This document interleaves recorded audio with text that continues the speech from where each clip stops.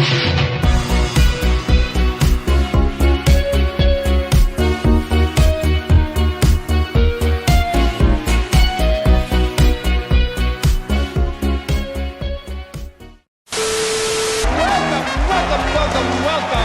the 74th Annual Hunger Games! Hello there beautiful people. Welcome back to the channel. Y'all saw the thumbnail. This month was indeed a bloodbath, with the best of the best battling it out. And it was glorious. So many of my favorite releases came out this month, whether they were expected or unexpected. As always, since a heck ton of K-pop acts came back this month, there is a quick fire round at the end of the video with comebacks I liked but didn't have much to say about. Alrighty then, let's get into the video.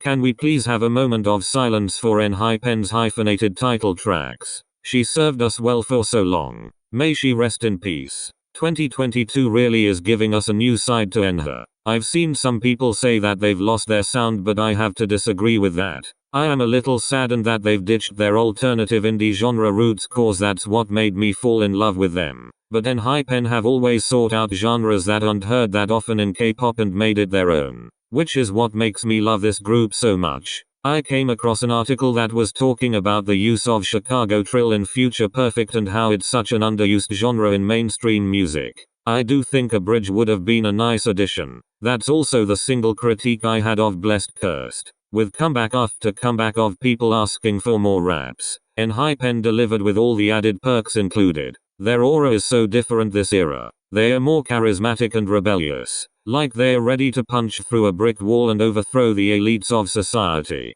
Side note, it took me a hot minute to realize Jay's reference to Island Signal song. I love it so much. There's something about Future Perfect and Paradox Invasion that remind me of BTS. Like Future Perfect reminds me of Fire and Not Today, while Paradox Invasion reminds me of BTS's early discography. That feeling when is such a soft 90s tune and is my favorite off the EP. I love the guitar and their vocals are oh so sweet. Big shout out to Jake for taking part in writing the lyrics to Shout Out. That my life without you is a misery line hit me in the feels in such an unexplainable way. My friend said the song reminded them of 5 SOS. I think it's also reminiscent of J-pop bands. Though all the new songs are fire, the thing that impressed me the most were the intro and outro tracks. They've really stepped up their game in this department. Walk the Line sounds like it's come straight out of an action film trailer or like it's the ending epic score of a movie. And good lord, how dare they tease me with those synths in Foreshadow. I'll say this till the day I die. Foreshadow should have been a full-length song. It's just too good. But at least they do sing in like a third of it.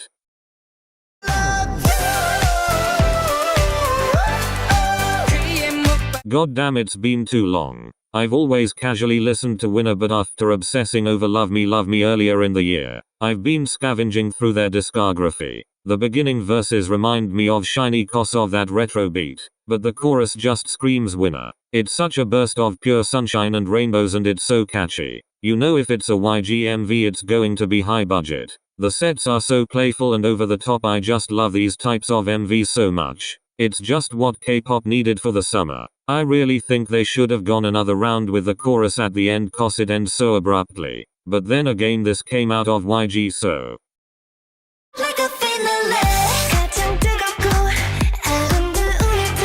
I cannot emphasize how much of a bop this is. I'm such a sucker for really good synth beats. The first 2/3 of the song bored me a bit, but once that bridge came with Urium, Yeonjung and Solar, it hit the song right out of the park. It's such a saving grace and is what makes me keep hitting the replay button. I feel like this easily could have been an Apink song. I don't know why, but the title of the song doesn't give title track vibes. Probs cause there are so many B-sides out there with the same or similar name. I think Finale would have been a better name, but it would have given off disbandment vibes, which is a no-no. Anyways, their fits look so stunning this era and I love the elegant mermaid concept so much whenever it's used.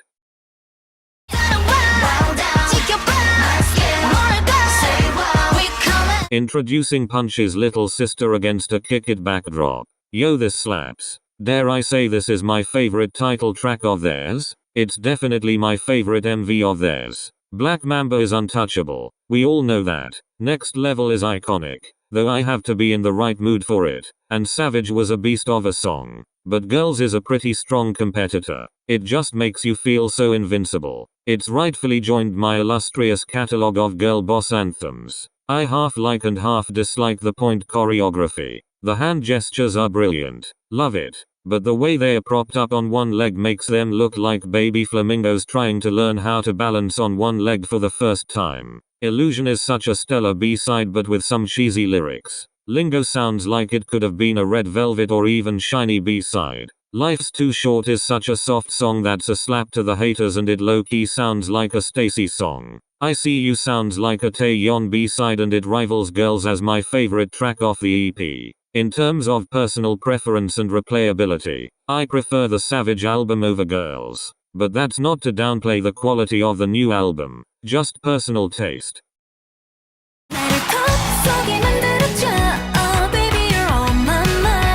The beginning sounded promising because of the retro influences. I still like the retro vibes that carried into the chorus, but I don't know if the melody suits it cause it makes the song sound like your typical third-gen summer release. The styling is stunning and I'm a sucker for the mermaid concept. I do like the song but I'm more of a fan of the instrumentals.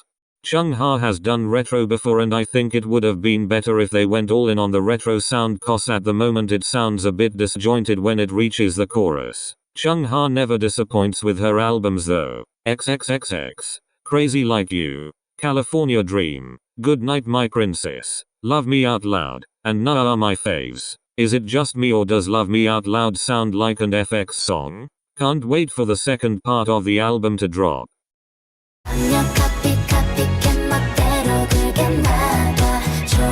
IST Entertainment has so many problems. Sticking to a name is one of them, but Apink's discography is not one of them. Copycat is so fun and addictive and I love the funky beat switch in the bridge. This has got to be one of the best styled eras I've ever seen in K-pop. I love how their stylists have dressed them in the latest trends but have managed to make them look mature and fresh at the same time. This debut really surprised me cause I was expecting the song to be like Red Velvet's Dum Dum or WJSN Shokomi's HMPH levels of camp and quirk. But really this song is so dreamy but still has that weirdness to it, and something about it reminds me of Doja Cat and SZA's Kiss Me More.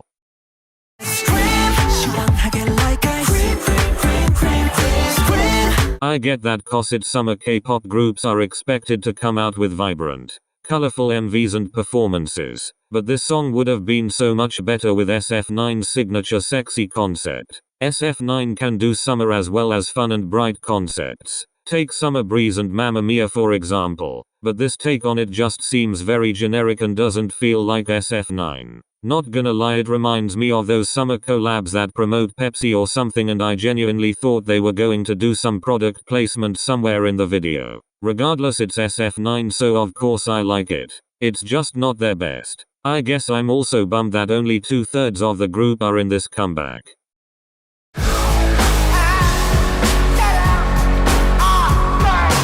As much as I love Hope World, I've been dying to see Hobie do a concept like this. Sure, I love his bright and cheerful personality, but when he gets on stage to perform songs like Mic Drop, Not Today, or any of the cyphers, shit hits the fan and everyone goes ape. There is so much anger and tension and pain in his voice in Arson. It sounds like he's about to explode at any moment. And in More he embodies the persona of a 90s punk rock star that thrives off anarchy and discord. This comeback exceeded all of my expectations. It body slammed me to the ground and I'm thankful for it. The whole album is pure artistry and I love listening to it from start to finish cause of the story Hobie is telling. I'd love to see this album performed live in concert cause I just know the energy in the crowd would be insane.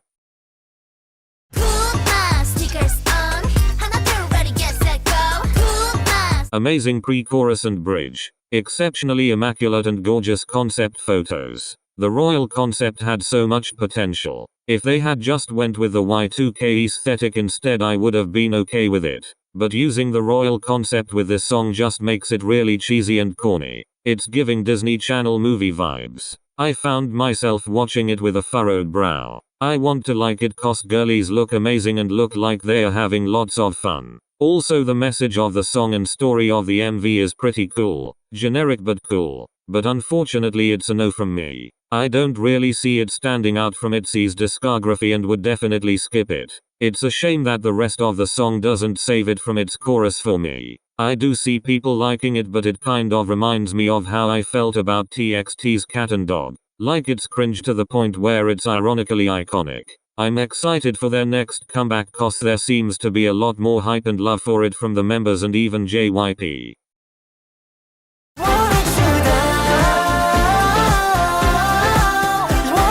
Here's the thing. I used to absolutely love 17 in 2018, but afterwards I just became a casual stan. It's taken 4 years for me to want to hop on the bandwagon again. I don't know what kind of magic they've been dealing with in 2022 to make these epic hits. Hot was amazing. I called it an inferno of a song. But there's just something about World that I absolutely love. It could be the summer night vibe. It could be the retro and tropical house cocktail. It could be that insanely catchy hook, or it could be the brass. It could most likely be an amalgamation of all these things. Like this song is more slow yet still groovy. Simple yet satisfying. It's just magic.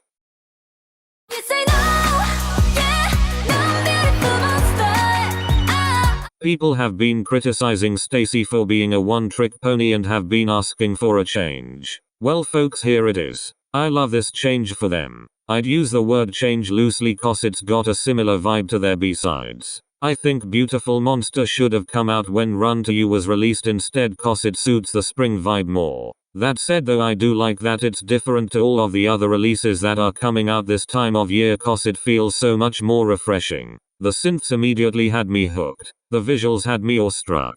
And the vocals had me crying at 2 in the morning. I love the early 2010s indie look of the MV and their soft cowgirl cottagecore aesthetic. Their creative team must have spent a long time on Pinterest and Tumblr. Ahahaha. This is what I expected STAYC's first comeback to look like when the Stay Dom teasers got released. Love is one of my favorite STAYC songs ever. It's so beautiful and mixes retro with tropical house. So how could I not love it? I like it is slowed down and so what's little sister and y'all can't change my mind. I wish we could get more than 3 songs and that STAYC would release a full-length album. But all good things come with time.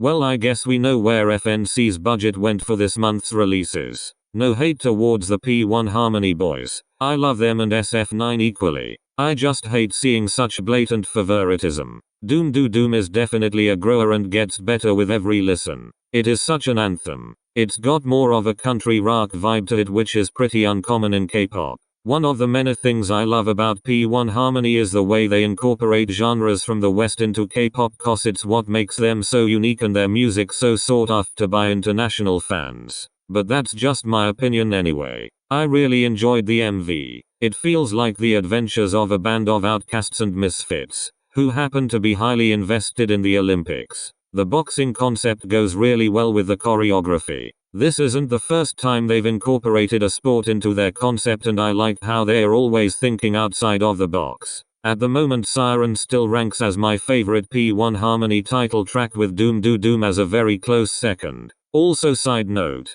thank God they finally gave Jung a decent haircut. Let's just pray for Soul's scalp now.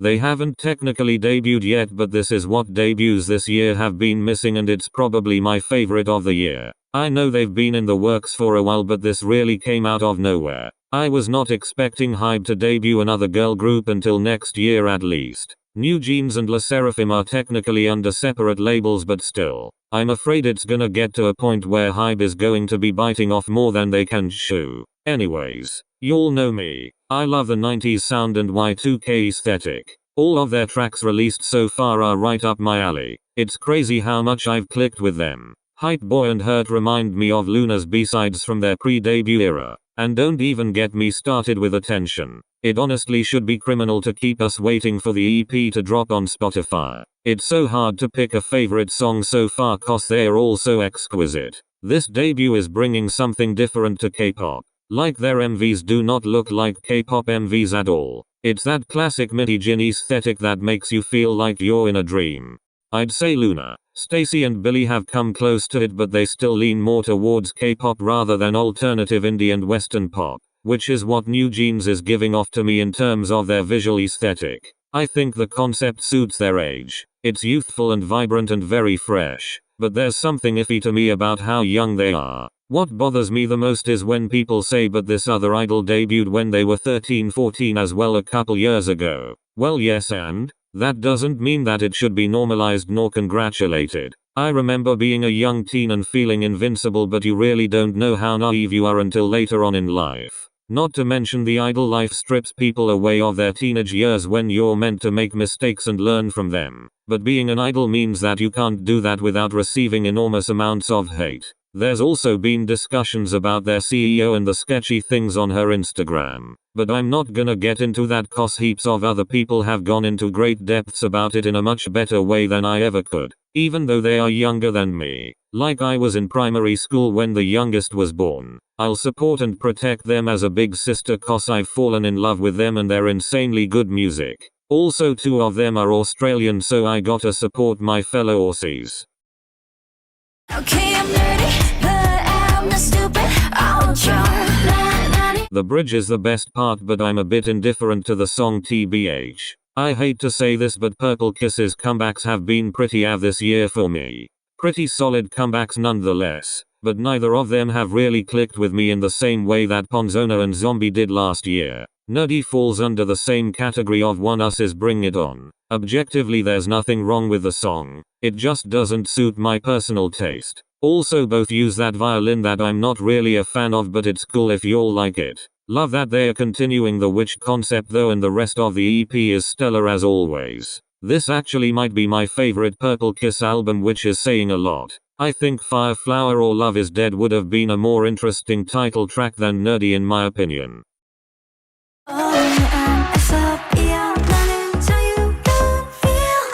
The styling, the beat, the synths, those insane vocals. Holy cow. Ladies and gentlemen, please welcome back the former leader and main vocalist of the legendary Wonder Girls. This is seriously one of the best solo debuts of the year, and I really wish we could have more acts like this. I saw SUNYE in Mama Doll and you really could not tell that she was in her 30s and had 3 kids. I wish Mama Doll didn't disband after one song, cause imagine how baller it would be if it was an actual group. Anyways, back to the debut. I only love anti-drops when they are done right. And SUNYE served the very best 5-star quality anti-drop. The MV is stunning and the song sounds like it could have easily gone to BLACKPINK.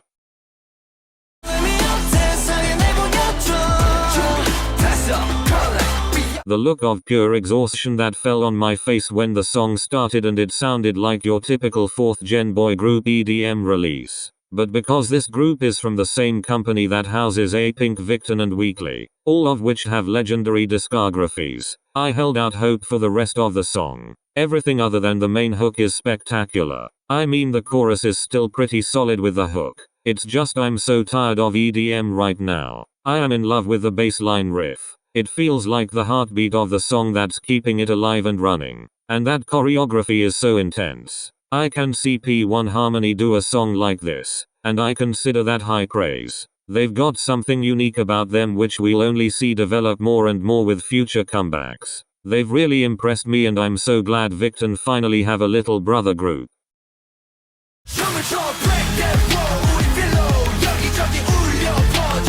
This left me gobsmacked, speechless, crying incoherently on the floor. I am living for this new chapter of the ATEEZ storybook. The aesthetic sold me immediately, but then the song came along and it had absolutely no right to be this good. I haven't seen these kind of visuals that often in K-pop. The art style is fire and I love the Money Heist and Citizen Kane influences in the MV. Love the punk rock elements of the song too. It only emphasizes the vendetta energy of the song that makes you wanna riot. This era is really taking me back to their rhythm tape performance on Kingdom. ATEEZ are always bringing something new to the 4th gen bad boy concept, yet something that cannot be replicated by any other group. They are so ferocious and unhinged. The energy they are serving is extraordinary and on another level. Their albums have always been some of the best. Treasure All to Action and Zero Fever Part 3 are two of my favorite albums, and now the World Episode 1 movement has joined this class of masterpieces. It is the ultimate hype album.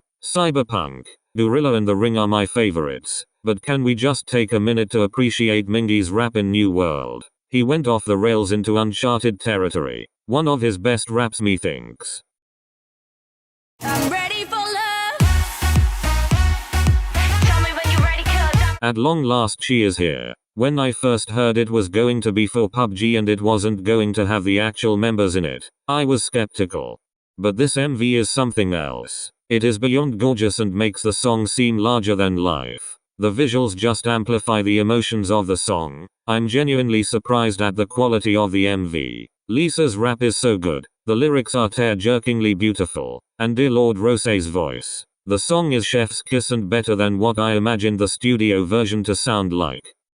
And now for a little quick fire round of a couple more comebacks that happened this month. Athletic Girl and Now Run. Damn, they're really trying to make the ultimate workout playlist with their discography. I've said this on multiple occasions, but new girl groups are an absolute treasure to the K-pop industry. This song is such a gem. I love the happy vibes. I like that they're dabbling with different genres, cause this just took me back to the fun summers I had in the 2010s. I would love the song if it weren't for the chorus. It just takes the song down a road that makes it sound like a generic third-gen song with that saxophone. This song had the potential to be something more, but I can't really fault them for it. Pretty bummed that Red Square disbanded and a few of the members had to re-debut for the third time. A refreshing sweet iced tea to wash down on a hot summer day. It got added to my everyday playlist, but I think this would have been better as a B-side. It's nothing extraordinary and kinda gets lost amongst the other comebacks happening at the moment. Regardless, I still love these girls with all my heart and hope they can release a more hype bop next comeback. Yeah, my boys are back with another party anthem. I thought they'd come back with the new sound they had in We Are The One, but I'm not disappointed with this release cause it showcases them in their element. I wish the chorus went like 10% harder to make the beat more satisfying. Delicious has refined Jin Young's sound from his solo debut last year. This song is so hype. He's giving off so much GD energy here. Can his company please let him come back more often? He has way too much charisma and has obscenely big potential to be a prominent male soloist. Or at least give us a DICE comeback. Retro is still alive and thriving, you tasteless fools. This is the right brand of cheesiness and corniness that I love to see. I enjoy shaved ice as much as the next person, but only Billy can get me shaking my ass to a song about it. Queen of the Summer has returned. She is so radiant. Her stylists outdid themselves. I especially love the all-black look. Not really a fan of the anti-drop, so the song is probably a skip for me depending on my mood. Love that they're bringing back the sound that made third gen so iconic. It reminds me of early WJSN. I love it when artists reference their previous songs. I'm always amazed at the versatility of HyunA's voice. Like, it literally sounds like 3 different people singing in this song, but it's all just her. Watch Me is the best song on the EP. So RP Nation, when's the album going to drop? Or at least decent promotion time for our queen? The story in the MV is cheesy as hell, but good lord, this song is a god-sent gift. If they could afford expensive producers, I tell you this song would be charting everywhere. To the people who love Elast's Raw album, this song is for you. Jesus, it's about damn time they were given a comeback. This is heaps better than their debut. It's got a spooky vibe to it in the hook, which I like, but think it would have better suited an autumn release. I really think they could have dialed it down on the editing. Their team did a lot of breakaway shots that were really distracting. I'm not a fan of the song, but I absolutely adore the MV. I love the rich colors and luxurious architecture. Their team really captured the beauty of Pakistan. It kind of reminds me of ATEEZ's Treasure MV. I feel like You stood out the most this era. I just can't take my eyes off him whenever he's on screen. But that may be because he's my bias. Simple instrumentals but beautiful and impressive lyricism. It immediately got added to my emo playlist. TXT truly shine when it comes to these kinds of songs.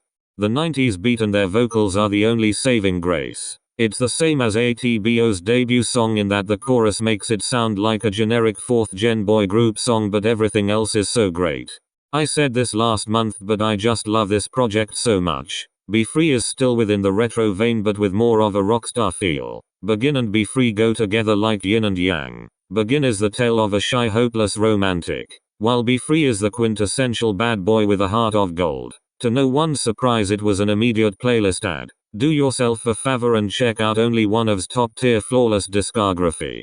Damn, July really was the month for new beginnings for second and third gen female soloists. There's something so magical about the chorus that makes you forget about your worries. It's such a great road trip song. I can't wait to see what she brings out next and hope third time's the charm for her. Why doesn't this have more views? Y'all are doing a disservice to K-pop if you haven't checked this out. I'm really never going to get tired of retro. This has been on repeat ever since I found it. Lovelies and G-friend misses, this is just what you need. This sound is really timeless and is such a refreshing change of pace from other 4th gen girl groups. I'm glad they are keeping this sound alive. Freak has brought back the OG Zico sound that's got everyone pumped at the club. It legit sounds like a Block B song made for 2022. Love the mix of the Matrix and cyberpunk nightcore for Soul Drift. I gotta say, I did not expect Soul Drift and Freak to be about the pandemic, but he made it work. A warm welcome to Daego Rinta and Yojung. I'm not a fan of the song cause I don't like the surf rock genre in general. It sounds similar to Tempest's Bad News and it feels like it could have been in a Disney Channel movie from the early 2010s. Slower and simpler than her debut, yet equally as beautiful and entrancing. I always love Yuju's vocals in soft chill songs. Cold Winter and Blue Nostalgia were my favorite tracks from her debut EP, and this follows suit. I will gladly open a cafe to only play Yuju's songs on repeat. Okay, so that's the end of the video. Thank you so much for listening to this long ass review and I hope you enjoyed July as much as I did. Comment down below your faves of the month as well as your thoughts and opinions. Until next time, stay groovy, stay safe, keep smiling. Love you all. Bye bye. Make this move on.